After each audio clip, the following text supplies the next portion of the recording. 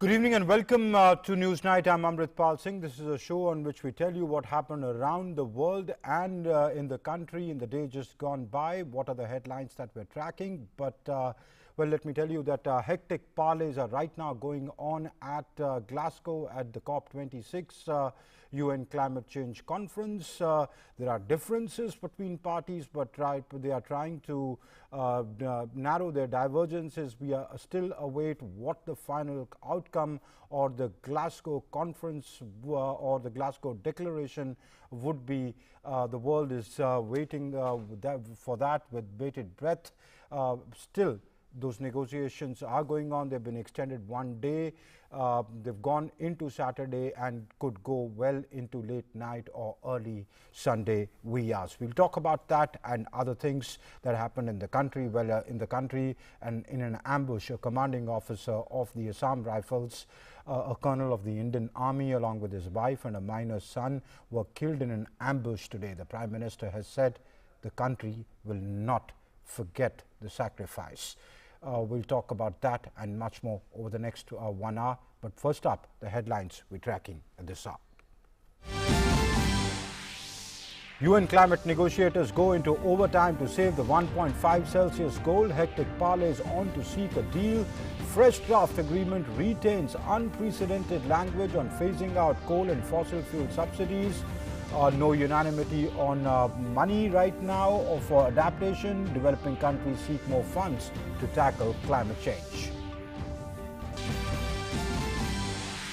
The Supreme Court expresses grave concern over worsening air pollution in Delhi NCR, asks the centre to consider emergency steps including lockdown for immediate relief. Apex Court says blaming farmers only will not help.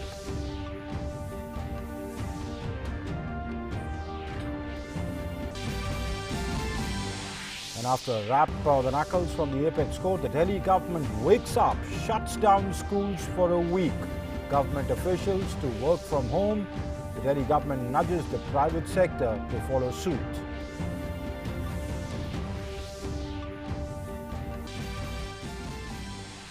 BJP continues its attack on Congress over Hindutva issue, says those who bear hostility towards Hindus have no right to speak on Hindutva.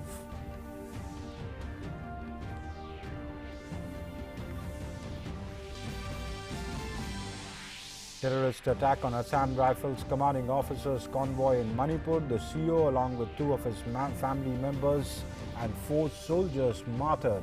President, Prime Minister and Defence Minister express grief. Prime Minister Modi says their sacrifice will not be forgotten. 26 Maoists eliminated in an encounter with Maharashtra police in the jungles of Gaira Patti in Gadchiroli district. 3 Jawans injured in the encounter.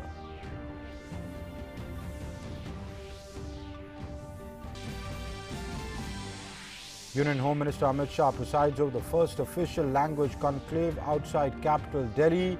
The conclave is being held in Varanasi, stresses the need for strengthening Hindi and other Indian languages. Uttar Pradesh Chief Minister Yogi Adityanath praises the centre for the initiative.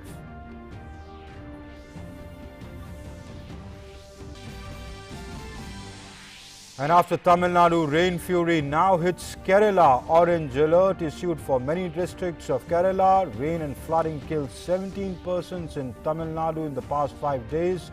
Maroons thousands. Union Minister of State for Information and Broadcasting L. Murugan visits the worst affected areas in Chennai. President gives away the National Sports Awards 2021 at the Rashtrapati Bhavan. Major Dhyan Chand Khel Ratna given to 12 sportspersons. 35 sportspersons receive the Arjun Award.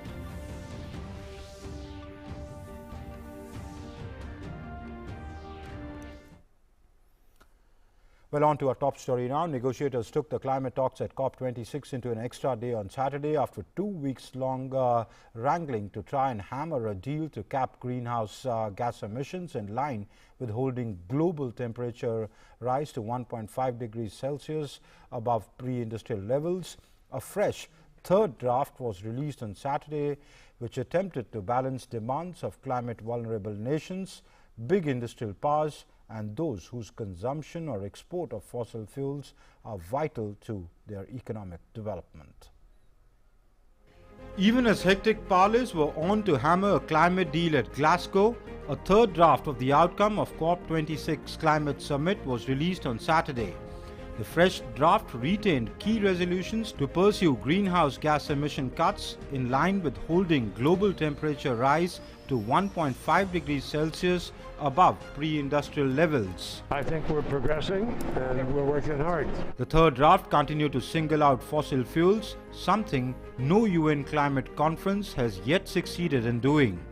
It has also urged rich countries to double finance for climate adaptation by 2025 from 2019 levels, offering funding that has been a key demand of the developing nations and small island nations. The meeting's overarching aim is to keep within reach the 2015 Paris Agreement's target to cap global warming at 1.5 degrees Celsius above pre-industrial levels. Scientists say that to go beyond that limit would unleash extreme sea level rise and catastrophic weather extremes, including crippling droughts, storms and wildfires far worse than those the world is already suffering. But the national emissions cutting pledges made so far would cap the average global temperature rise only at 2.4 degrees Celsius. While there's little chance of that gap being closed in Glasgow, it's hoped that the Glasgow Declaration would pave the way for deeper cuts. Nations will be asked to return next year to strengthen their targets on emissions cuts, which are so far inadequate, and to accelerate the phase-out of coal power and fossil fuel subsidies. COP26 is now expected to close late on Saturday night or the early hours of Sunday, with a deal between the almost 200 countries present there, ranging from coal and gas-fueled superpowers to oil producers and Pacific islands, being swallowed by the rise in sea levels. Bureau Report, DD India. And that brings us to our In Focus tonight. Our In Focus tonight is COP26, negotiators scramble to reach a climate deal. That's our In Focus tonight, and to join me to talk more about that, I have Dilip Sinha, former diplomat, joining me, and also Professor P.K. Joshi from the School of Environmental Sciences at the Jawaharlal Nehru University, or JNU, in the national capital. Ambassador Sinha, first to you. As the talks go into the final stretch, go into overtime, negotiators are haggling over money, coal, fossil fuels and carbon trading. Why is it so difficult for them to build consensus over something which affects all of them together? Well, this is a long story. Like so many earlier COPs, this COP also has gone beyond its deadline of 14 days. And it's gone into Saturday, probably going to early Sunday morning. This has happened before on several occasions. It is very difficult to get about 200 countries together to come to an agreement on issues that are vital for their economic development and also vital for their survival for some of them. But in this particular Glasgow meeting, there's been a particularly difficult problem because the two main countries, China and the US, have not come forward with anything new here. In fact, they have made a slight declaration which has very little content. Remember, President Xi of China did not even come to the summit meeting. President Biden did, but he doesn't have a mandate because his own economic program and the economic package is stuck in Congress. So with these two major countries not being able to offer much, one did not expect anything from the Glasgow summit.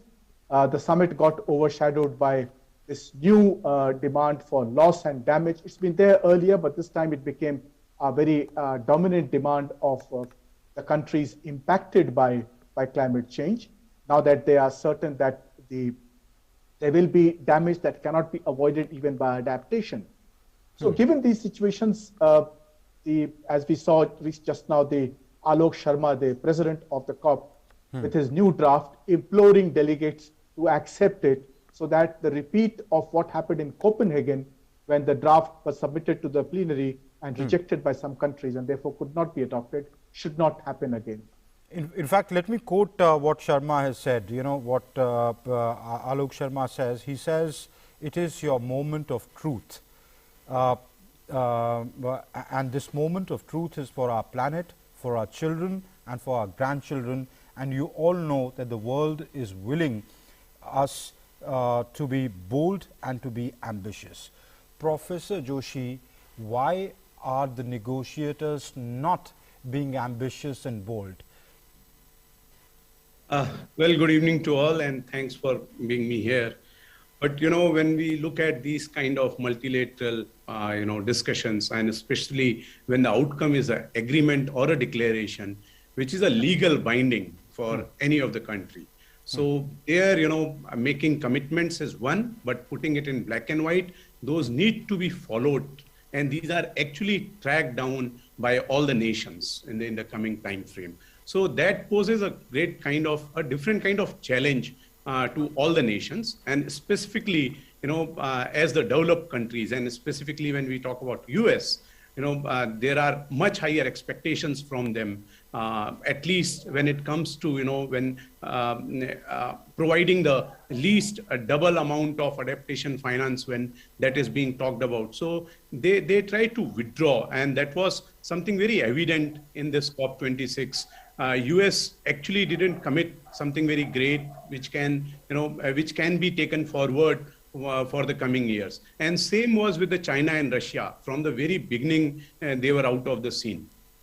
So herein, when we were, approaching COP26, so it was believed that positions around the climate finance will be something very important, and there were many ambitions to limit the global warming to 1.5 degrees Celsius. So these were right from the beginning. These two were the key sticking points around all kind of agreements, and people were expecting something better will come when you compare it with Paris Agreement. Okay. Ambassador Dilip Sinha, let me tell you a personal experience. I went to G20 in Rome.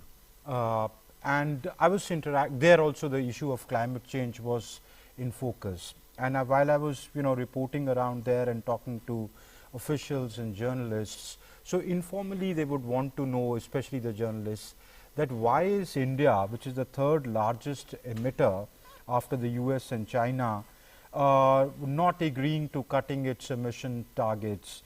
And of course, I would put forth the argument saying, well, historically, the developed countries have polluted, so they need to take on more responsibility when it comes to climate financing, when it comes to transfer of technology, when it comes to committing to emission cuts. India's got a large population to feed. We know every country, the developing countries have their own argument, the developed countries have their own argument, the OPEC has their own argument saying, well, fossil fuels cutting, our economy depends upon that, we can't go in for such emission cuts. So when there are such entrenched positions, how does one move forward? One doesn't, and that's one of the reasons why there has been very little progress in these talks. In the climate change negotiations, there was a Kyoto Protocol which gave a top-down approach that was junked, and instead of that, a much weaker agreement, the Paris Agreement, was negotiated. We all know that the target set by Paris Agreement of 2 degrees Celsius or 1.5 degrees Celsius is not going to be met by the pledges made under the Paris Agreement. And now everybody's talking about making the pledges more ambitious, upgrading them, which is what this Glasgow Declaration is also going to appeal to countries. Now, India, mercifully, is now no longer looked upon as a naysayer as we were earlier. We have become a little more proactive in this, and I think our Prime Minister did a very good thing by upfront announcing that we are in for the net zero target by 2070. Then he also gave a very ambitious program for even reducing our emissions by 1 billion tons as compared to our projected emissions by 2030. So these are all proactive steps that we have taken, which has ensured that we are no longer on the menu. And the negotiations chiefly are with US and China. China is by far the world's biggest emitter. In fact, China emits more than the next 3 or 4 countries put together. So the US emissions, in fact, are actually going down slightly. But the USA's problem is its Congress, where they are unwilling to accept any kind of internationally imposed restrictions on their emissions or targets being set for them. So there's this dilemma that the world faces, that the 2 largest emitters are not prepared to take on targets. India mercifully has a very ambitious program, and if you saw the recent, the German Climate Watch NGO had rated countries, and India was rated actually number 7, because there were 1, 2, and 3 were no countries attained that rank. So India is among the top 10 climate actors, and this is being recognized the world over now. Absolutely. All right, Professor Joshi, you know, the draft that came out this morning or this afternoon, according to Indian time, the 3rd draft, which is being debated right now, singled out the fossil fuels, something which no previous UN conference has done so far. Do you see that as a significant step forward, or do you think that this will be debated and wrangled upon for a long time? Well, you know, when this draft came, India, including China and many other nations, you know, they actually are, they express that they are against the COP26 draft on climate mitigation. And they were calling for key sections to cut from the agreement. But it is, when we specifically look at carbon, you know, so instead of actually phasing out the coal, you know, the wording has been changed to something called unabated coal, yes. Meaning, you know, coal burning done without any carbon capture or storage. So, however, you know, including mention of phasing out of coal would still be a landmark step, and that is what everybody expects. Well, but within the complications of global climate agreements, I personally see it is a step forward. But at the same time, as you mentioned, you know, this is still negotiable, and people will be, you know, and specifically the developing countries will still be talking on this. This is specifically because when for the economic development or contribution to the climate change is being seen over the last many decades, so everybody understands that history matters, and history is something very important to understand, and it is actually essential. To me, it becomes much more vital to put in the context when it comes to the discussion of climate change and the emissions, which, you know, everybody is talking about, and specifically when it comes to net zero. So, you know, therein, given such kind of circumstances, I very strongly feel developing nations need to, you know, keep on pushing something much more reasonably good and valuable, which is common across the world. Okay. Ambassador Sinha, you know, the Paris Agreement of 2015 put that figure of 1.5 degrees Celsius, and broadly in the world among the experts there is an agreement that if you don't cap emissions to that level, you will have, you know, the effects worse than what you're seeing, storms, environmental catastrophes, etc. But even the pledges right now made, which are not, we don't know will be kept or not, if you put them collectively, the global average comes to about 2.4 degrees Celsius. So how do you move out of this problem where economic development, you know, feeding your population is a real danger, is a real issue? Well, I think what we have to do is that we have to move forward in this. And whatever the weaknesses of the pledges made by other countries be, we in India are facing a very serious problem of pollution. And the pollution comes from burning fossil fuels, whether it is coal, oil, or natural gas. But coal is perhaps the worst victim in this. So I think for India, for example, the fact that we import 250 million tons of coal from abroad is something that we can easily get out of. If we have to import fossil fuels, we might as well import a slightly cleaner fossil fuel like natural gas or even oil. At the same time, we are refining about 50-60 million tons of crude oil for export. That again adds to our pollution. So there's no reason for us to do that. Even in agricultural subsidies, there are ways in which we can compensate farmers for their hard work and give them a decent living by moving towards even things like afforestation. So there are ways in which a country can meet its economic development, especially a country like India, which is not particularly rich in fossil fuels, and therefore the need for technology and renewable technologies and perhaps cleaner technologies like even nuclear are possible areas to look at so that we do not end up polluting our own cities and also contributing to global warming. Okay. My final question to you, Professor Joshi, even as the president of COP26 calls for bold and ambitious action on part of countries, what would be a realistic outcome that one could see in the Glasgow Declaration whenever it comes? Well, unlike the earlier COPs, at least the satisfaction is everybody has come to a common level of talking about 1.5 degrees Celsius.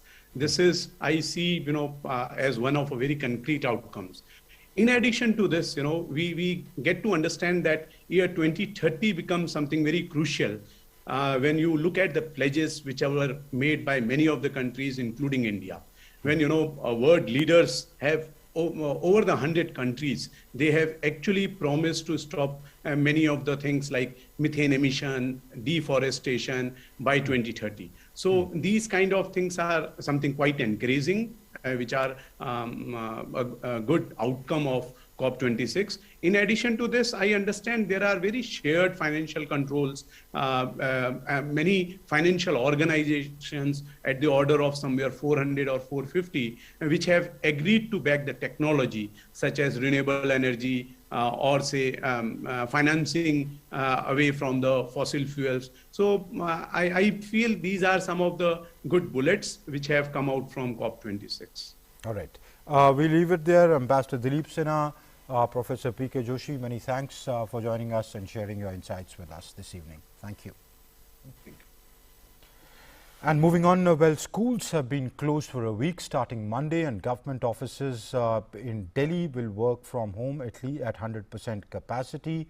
These are some of the steps taken by Delhi government after it got a rap on its knuckles by the Supreme Court as air pollution in the Delhi NCR region reached alarming levels, as streets continue to be engulfed with a thick layer of smog for yet another day. Alarming situation of air pollution in the Delhi NCR region echoed in the corridors of Supreme Court on Saturday. The Apex Court suggested to the centre for a 2-day lockdown to tackle air pollution in the national capital. A bench of Chief Justice of India, Justice N.V. Ramanna, Justices D.Y. Chandrachud and Suryakant posed pointed questions in the quest to reduce the ever-worsening AQI in the Delhi region. The Supreme Court asked centre and Delhi government about the steps they have taken to curb the air pollution in Delhi NCR. In a special hearing on Saturday, a 3-judge bench urged the Union and Delhi governments to take emergency measures. The court then suggested a 2-day lockdown or similar measures. The Apex Court said that air quality in Delhi is in the severe category and in another 2 to 3 days it will dip further. Supreme Court also asked Delhi government about the status of its decision to install smog towers and emission control projects. It told the Delhi government that it has opened all schools in the national capital and now children's lungs are exposed to the pollutants, explicitly telling it that this is not the centre's but their jurisdiction. BJP has targeted the AAP government, accusing it of not doing enough to control the situation. बहुत चिंता का विषय है कि दिल्ली के अंदर pollution level एक बहुत तेजी से बढ़ गया है और दिल्ली एक गैस चेंबर में बदल गई है। लोगों को उस गैस चेंबर में रहने पे मजबूर होना पड़ रहा है और जिस तरह से दिल्ली सरकार का जो काम ना करने का नियत है या अपनी नाकामी छुपाने के लिए वो सिर्फ केंद्र सरकार है दूसरी सरकार पर दोषारोपण करते, इससे बात बनने वाली नहीं है। कोई ठोस कदम उठाने की जरूरत है।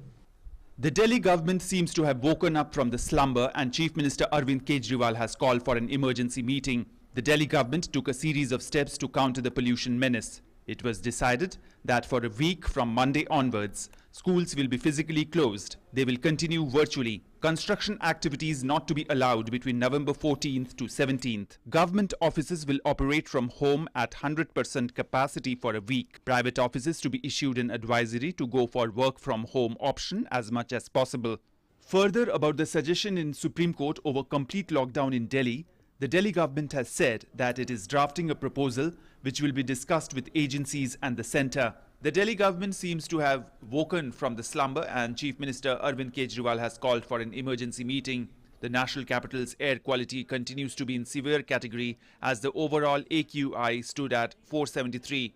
A thick layer of smog was also witnessed on Saturday morning, and the visibility was very low.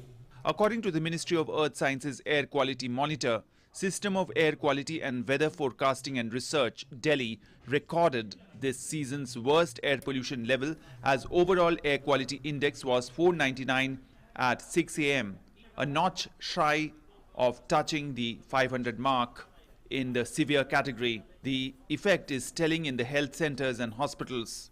वो पेशेंट जिनको की सांस की तकलीफ है या वो पेशेंट जिनको की पहले से कोविड हो चुका है, उनकी समस्याएं बढ़ गई हैं। हमने देखा है कि हमारे इमरजेंसी में, ओपीडीज में और वार्ड्स में कुछ पेशेंट्स ऐसे आ रहे हैं जिनको की सांस में तकलीफ हो रही है, जिनको बहुत ज़्यादा ब्रेथलेसनेस हो रही है। The centre informed the court that a meeting with states will focus on emergency measures to counter the situation. The court also wanted to know about the incentives which are being provided to the farmers to discourage the practice of stubble burning. The court will resume the hearing on Monday. Bureau Report, DD India. Talking about rain fury now, due to heavy rain in Tamil Nadu, till now close to 17 persons have lost their lives, while natural calamity has resulted in destruction of a large number of houses. And the Met Office has predicted heavy rain in the Nilgiris for some more days. And the torrential downpour in Chennai has added to the woes of the common people. In neighbouring Kerala, heavy rains continue to lash the southern and central parts of the state, wreaking havoc and widespread damage in Thiruvananthapuram and Kollam districts. Orange alert has been sounded for Kerala's many districts. The continuous torrential rain lashing Chennai has badly affected normal life in the city. Due to the rain, a large number of people have been rendered homeless. Meanwhile, relief and rescue operations are going on a war footing. Over 15,000 people have been rescued till now in the entire state. Over 290 relief camps have been set up at different places. Tamil Nadu police has deployed around 75,000 Jawans for relief and rescue operations. The Coastal Security Force, Special Force and Home Guards have also pitched in for the relief and rescue operations. While Union Minister of State for Information and Broadcasting, Fisheries, Animal Husbandry and Dairying, L. Murugan, visited the rain-affected areas in Chennai. Tamil Nadu Chief Minister M.K. Stalin visited the rain-affected Kadalur and Nagapattinam districts and took stock of the situation. Chief Minister instructed the officers to render all possible relief to all affected families.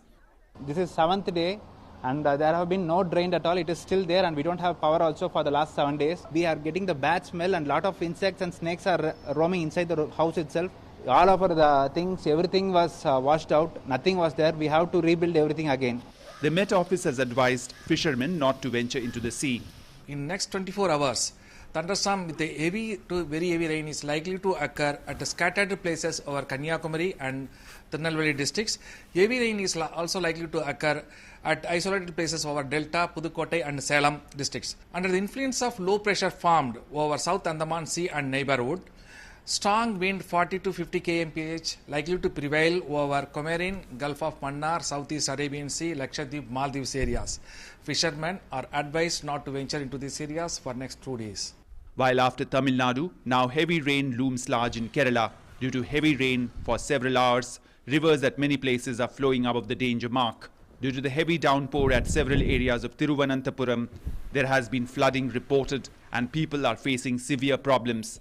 We cannot explain the difficulties. You can see from the views here that waste is coming here, this water is stagnant here. Actually, now the minister came here last month and agreed some fund for correcting this issue. The India Met Department has issued an orange alert of heavy rain in the state. Heavy rain has been predicted at Pathanamthitta, Alapura, Kottayam, Ernakulam and Idukki districts on Sunday. According to Met Office, a large part of Kerala will witness rain accompanied by thunder and lightning in the next 3 days. Following this warning, the local administration is leaving no stone unturned and is all geared up for the coming days. Bureau Report, DD India. And the BJP continued with its attack on the Congress over the Hindutva issue. It said those who bear hostility towards Hindus have no right to speak on Hindutva. ये एक षड्यंत्र पूर्वक चलाए जा रहे अभियान का हिस्सा है। अन्यथा बयान, किताब, सोशल मीडिया पर दुष्प्रचार और दंगे एक साथ नहीं हो सकते। तो हम ये पूछना चाहते हैं कि मान्यवर, आप अपने कार्यकर्ताओं को प्रशिक्षण दे रहे हैं अथवा हिंदुत्व के प्रति अवमानना का प्रशिक्षण शिविर चला रहे हैं। Congress leader Salman Khurshid's book raked up a controversy, and BJP spokesperson Sudhanshu Trivedi took up the cudgels and slammed the Congress. Heading out at the Congress, Sudhanshu Trivedi recalled the comments made by several leaders of Congress against Hindu beliefs and Hindutva from time to time. He added that India turned into a partial Muslim nation during Congress rule. Congress के दौरे हुकूमत में भारत आंशिक रूप से मुस्लिम राष्ट्र था। ये मैं क्यों कह रहा हूं? क्योंकि शरिया के प्रावधान संविधान के हिस्से थे।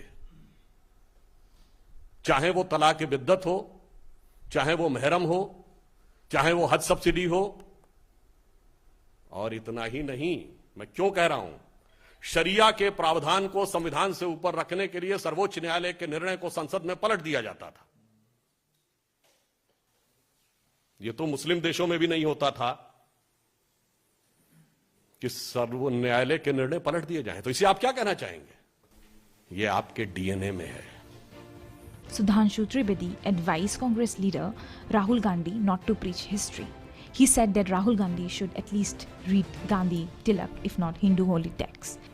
भारत की वह व्यवस्था जो अब स्व की तरफ जा रही है, उसके लिए आपके मन में अवमानना है। तो मैं सिर्फ यह कहना चाहता हूं, राहुल गांधी जी, आप ये सोचें, आपने एक बार कहा था कि मैं वेद पुराण उपनिषद गीता पढ़ूंगा। मुझे लगता नहीं है कि वो कितना पढ़ के और कितना समझ पाएंगे। आप अपने नेताओं को पढ़ लीजिए। आप पढ़िए महात्मा गांधी ने जो अनासक्ति योग लिखा।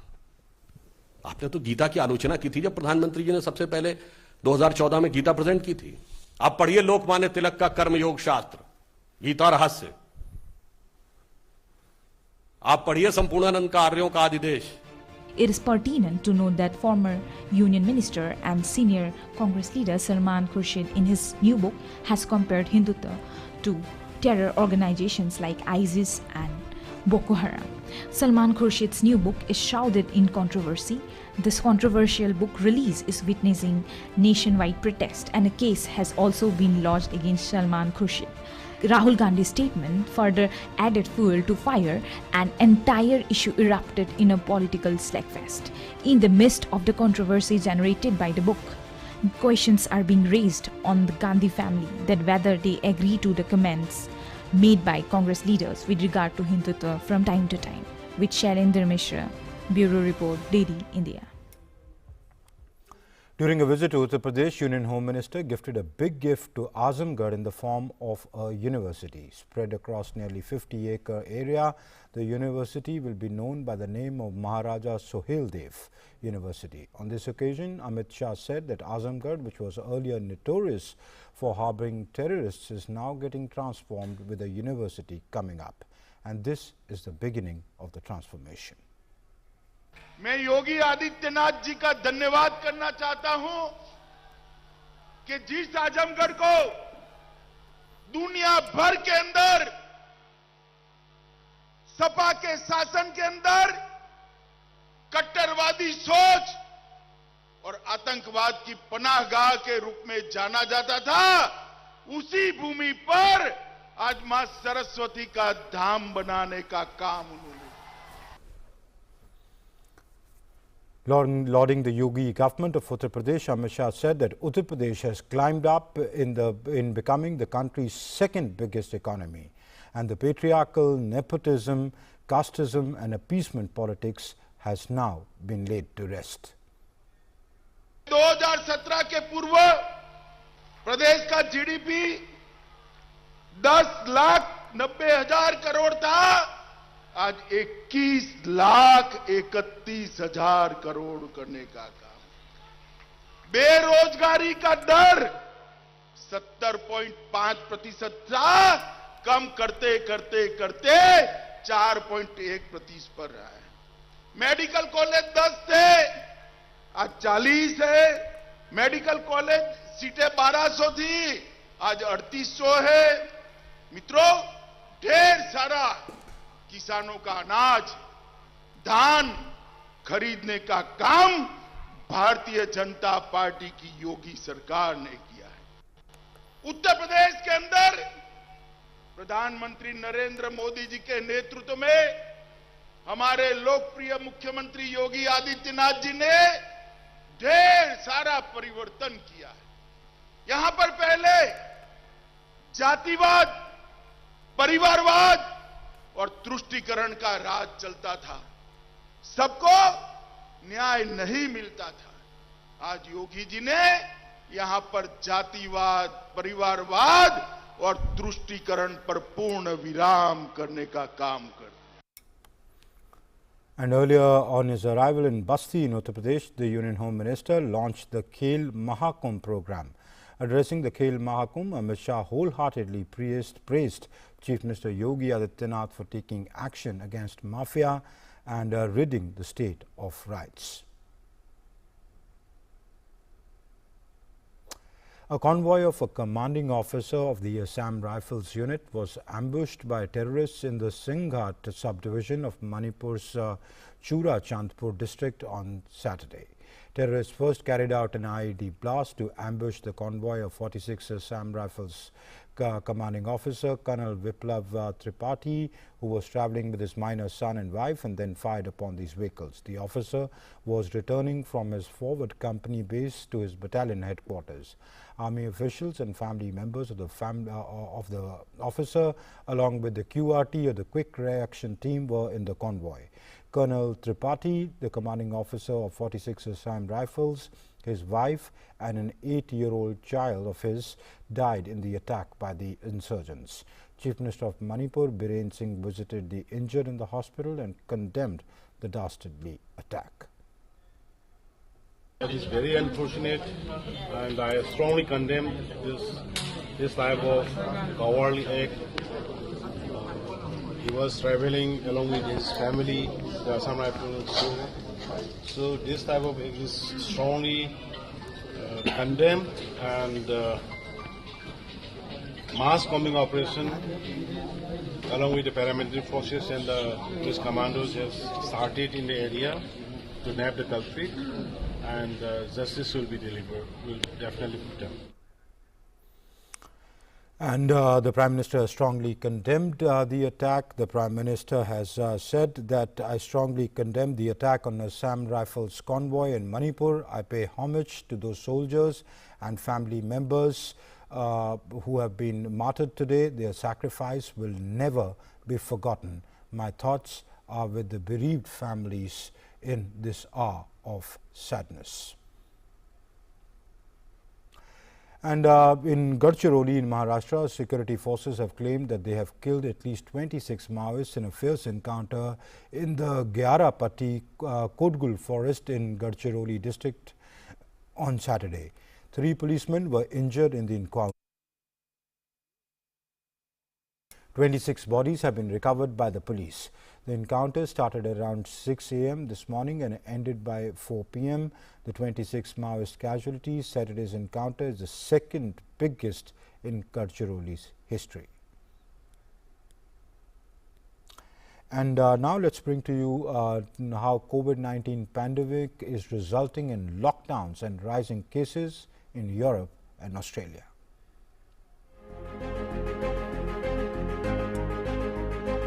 Some parts of Europe are facing resurgence in COVID-19 cases as the nations are scrambling to contain the spread by forcing lockdown and similar tough measures. Restrictions that the Dutch people had thought had ended for good are being reimposed for 3 weeks. The Netherlands returned to a partial lockdown after government ordered restaurants and shops to close early and barred spectators from major sporting events. Cafes and nightclubs will close from 8 PM onwards from Saturday. The measures are meant to contain a surge in COVID-19 cases that is straining hospitals across the country. However, as earlier times, the protesters gathered in The Hague to demonstrate against the measures.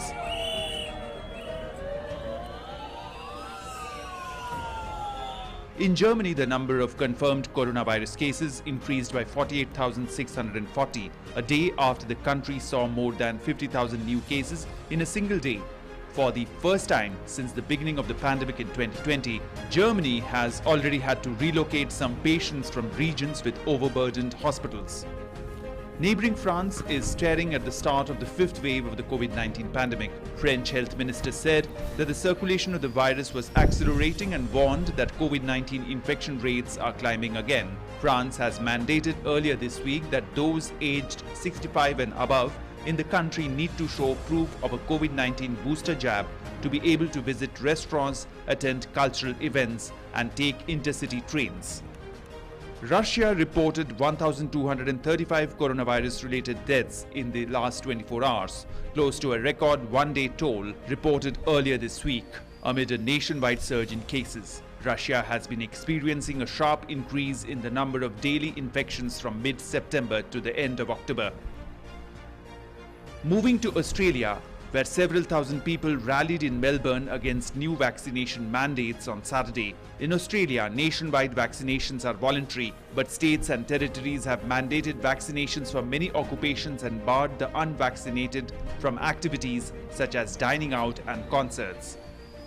Meanwhile, the World Health Organization hopes to convene a meeting in about 3 weeks' time on guidelines for COVID-19 antiviral pills.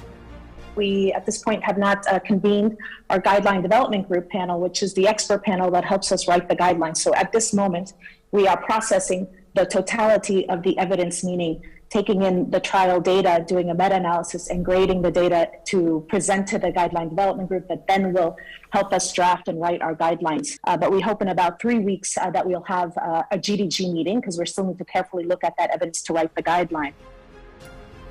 Britain became the first country to approve one of the potentially game-changing pills earlier this month. This is the first antiviral drug that people can take at home to treat COVID-19. Last week, Pfizer Inc. said its experimental antiviral pill to treat COVID-19 cut by 89% the chance of hospitalization or death for adults at the risk of severe disease. Bureau Report, DD India. Defence Minister Rajnath Singh inaugurated the first operationalized private sector defence manufacturing facility in Uttar Pradesh's Defence Industrial Corridor in Lucknow on Saturday. The facility will manufacture parts for aircraft engines, helicopter engines, structural parts of aircraft, drones and UAVs, submarines, ultralight artillery guns, space launch vehicles and strategy systems, etc. Rajnath Singh expressed confidence of increased investments by private companies in the near future and hoped that the city of Lucknow will make a mark in the manufacturing domain of defence and aerospace sector. PTC ने रक्षा मंत्रालय द्वारा defence application के लिए critical online fittings, जिसे OLFs कहते हैं, का clearance certificate प्राप्त किया है। और इन क्रिटिकल OLFs के मामले में हम अभी तक बाहर के देशों पर निर्भर रहे हैं, लेकिन इस काम को पीटीसी ने प्रारंभ किया है। ऐसे में यह क्लियरेंस मेक इन इंडिया और डिफेंस सेक्टर की आत्मनिर्भरता में बड़ा कदम साबित होगा। Former Trump strategist Steve Bannon, who has been charged with the contempt of Congress after refusing to give evidence about the U.S. Capitol Hill riot, he was summoned to testify on what he knew about plans for the protest that ended with the storming of the Congress.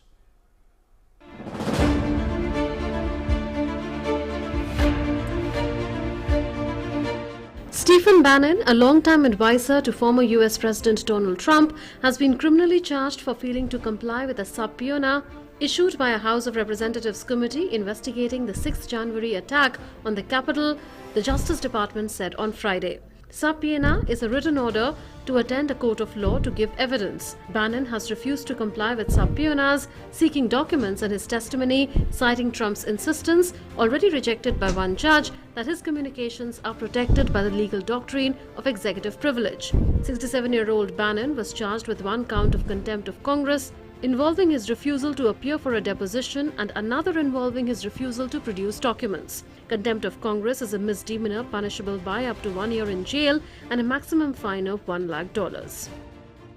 The criminal charges brought on Friday against Stephen Bannon, a prominent advisor to former US President Donald Trump, highlight the potential perils for Trump's former Chief of Staff Mark Meadows, as he too refuses to cooperate with the congressional committee investigating the 6th January attack on the Capitol.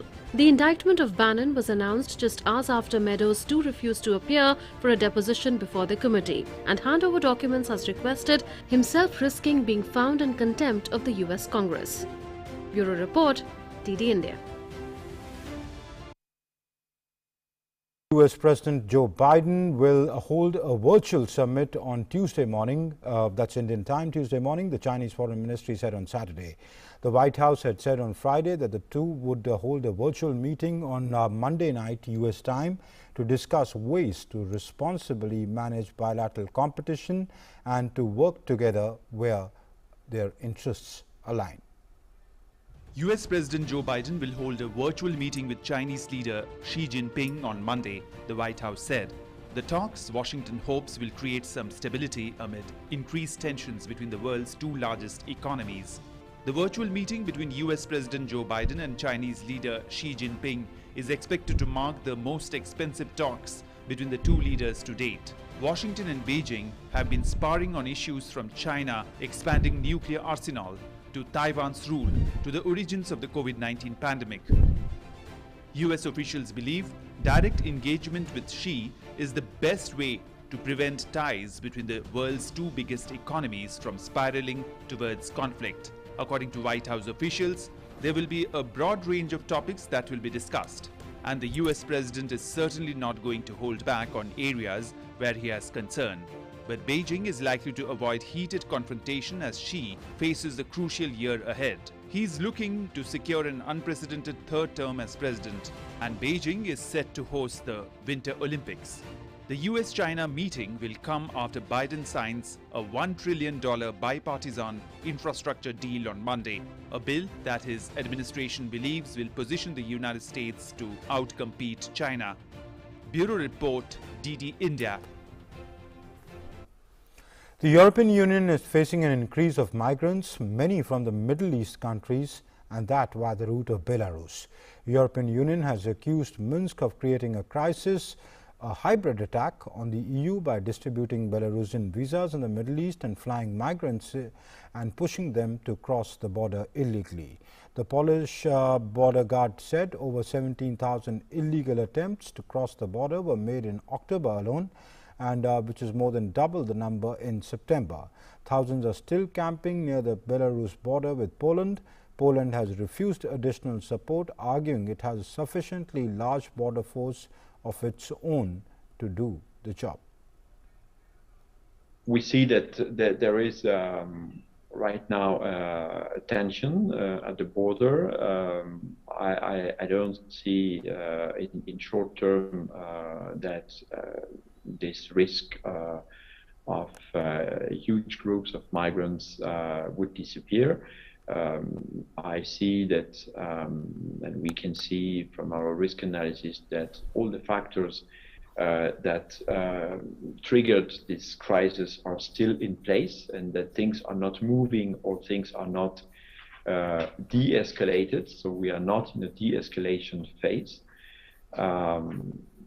So we have to be ready to have to face this situation for well, a long time.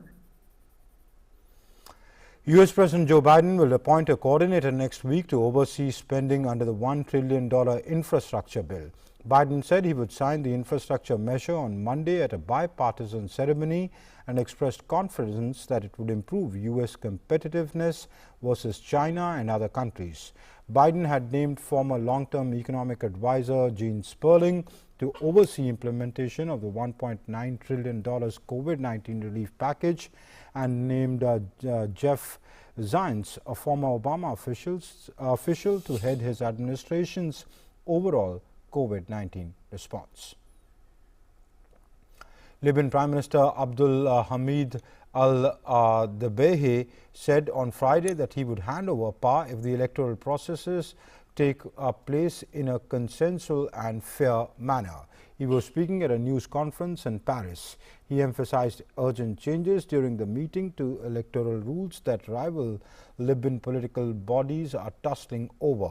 World powers will push for sanctions against anyone who disrupts Libya's electoral process. Big disputes remain on how to stage a vote intended to help end a decade of conflict. The meeting on Libya and France included leaders of France, Libya, Germany, Italy and Egypt, as well as the United States. Vice President, they back planned December 24th election and efforts to remove foreign forces. The 52nd edition of IFFI will provide a platform to young budding talent from India to connect with the mainstream cinema makers and the industry. These youngsters will be selected through a competition for the young filmmakers from around the country under the category 75 Creative Minds of Tomorrow.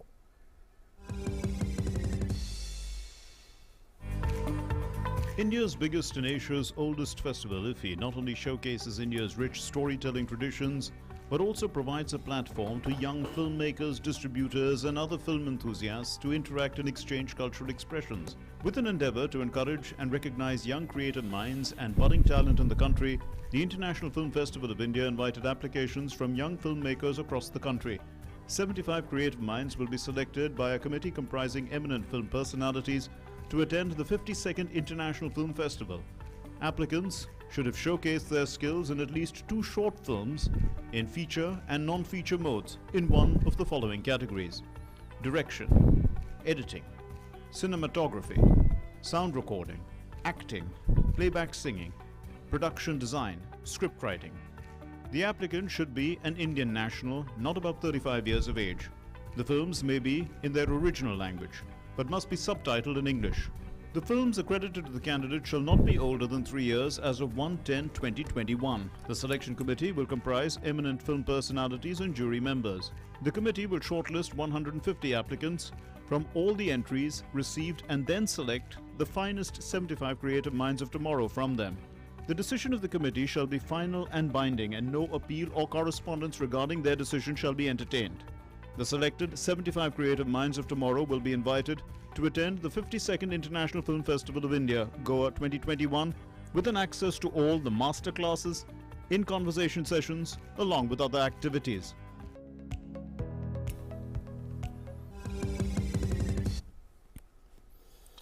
Olympic gold medalist Neeraj Chopra, veteran women cricketer Mithali Raj and history-making Paralympic stars shared the spotlight as an unprecedented 12 sportspersons were presented with the country's highest sporting honour, the Major Dhyan Chand Khel Ratna, by President Ramnath Kovind at the Rashtrapati Bhavan today. In a glittering function, the President recognized the country's unparalleled Olympic and Paralympic performances. The star attraction of the evening was Neeraj Chopra, who was the first among Khel Ratna awardees to receive the honour.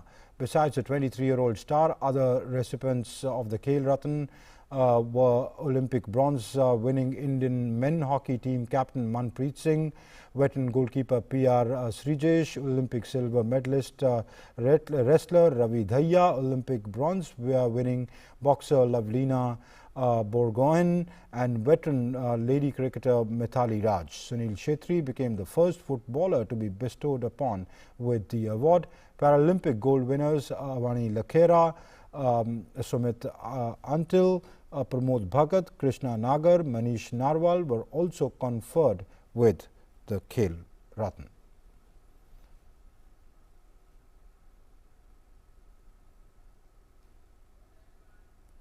And along with the 12 Khel Ratans, India this year has 35 Arjun awardees.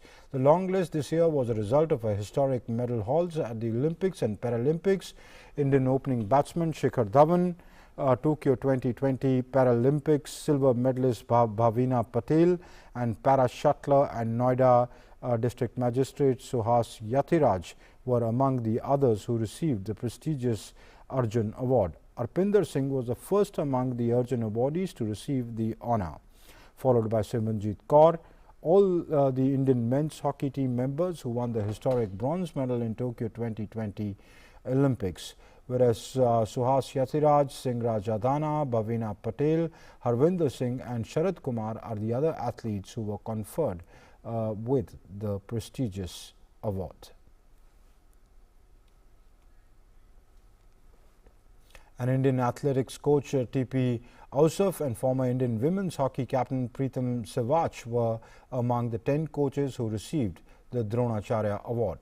President Ramnath conferred the National Sports Awards to the coaches. Lekha Kesi, Abhijit Kunte, Devinder Singh Garcha, Vikas Kumar, Sajjan Singh received the Dhyan Chand Award for Lifetime Achievement, while Punjab University Chandigarh received the Maulana Abul Kalam Azad Trophy for this year. And that's it then in Newsnight. Thanks for watching. Namaskar.